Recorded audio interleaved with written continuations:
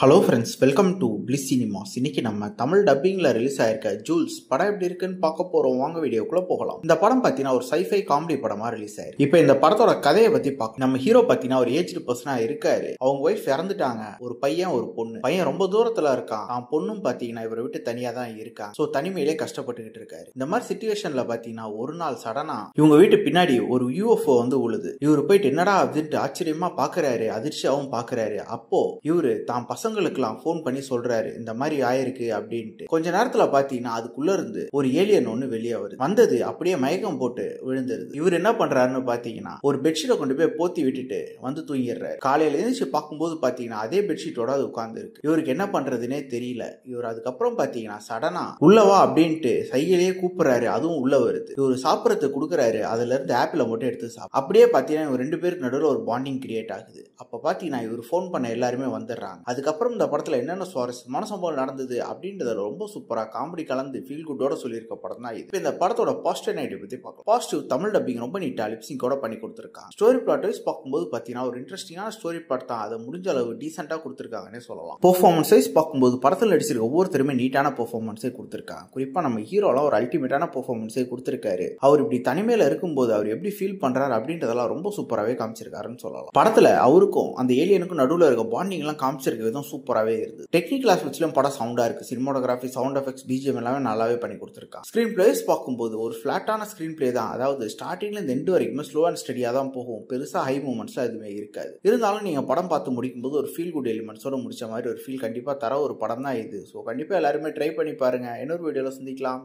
Thank you.